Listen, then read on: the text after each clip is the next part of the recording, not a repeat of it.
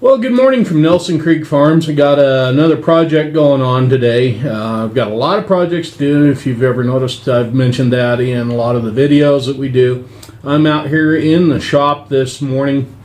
I'm going to do a little bit of work on the lift links that run between the rock shaft and the lifting arms for the implements.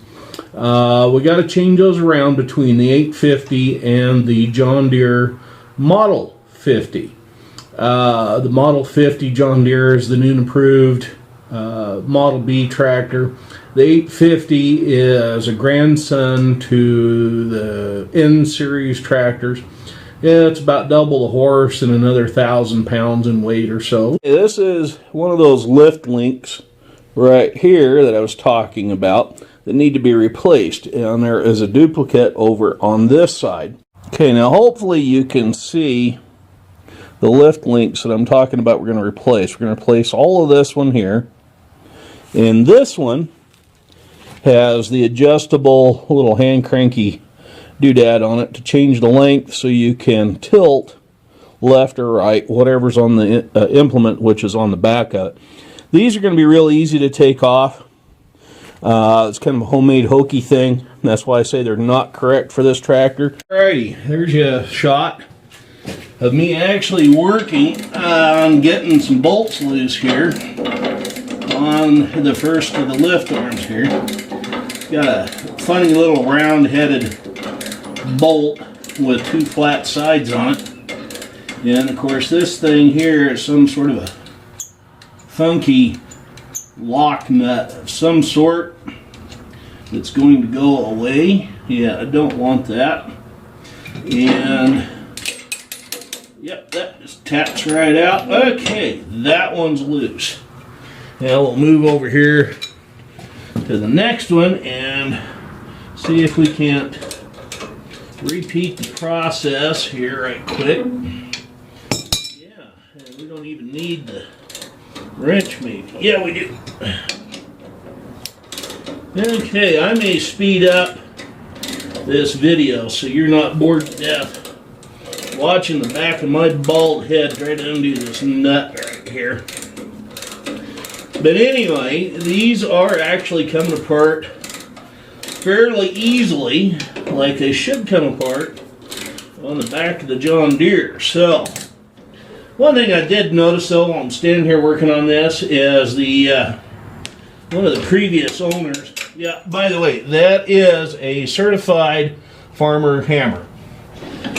Anyway, one of the things I was saying while I was working on this that I noticed is these chains are supposed to have some sort of a loop there for these little clevises to attach to, and somebody's welded them up. They just really buggered this thing together.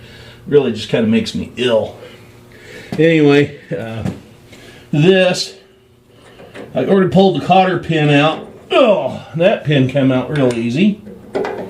So that one is off the tractor. Now let's see about this one here.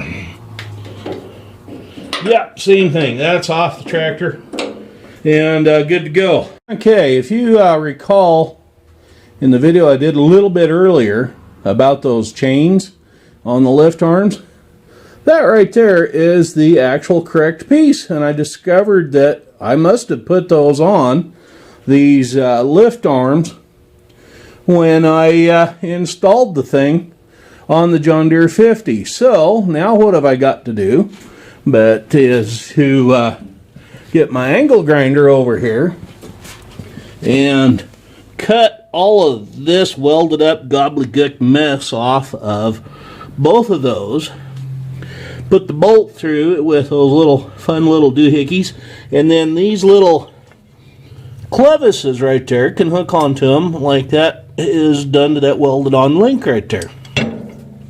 So that's another project we can attack today. Well, in the process of cleaning up parts this morning, I noticed that there are two different ways that these little swivel eccentrics are made that go in here. I don't know if it goes this way or if it goes this way. So yours truly breaks out the old parts book and gets looking, and sure enough, there's that little part, number 7, which is called a knuckle. And in the drawing, whoop, there goes the book, it looks like it sits this way. So, yeah, that's how we're going to put that together. Now, another thing I noticed that was kind of interesting, let me set that down right there, is this piece here. I think this is made out of aluminum. And the reason why I say that, even though it is heavy, is it says right there, UK made. And I believe it says it down here. Well, it's upside down, but it says UK made. The reason why I say I think that's made out of aluminum is because England does not have a great supply of iron ore, and they have learned how to make a lot of stuff out of aluminum that works really well.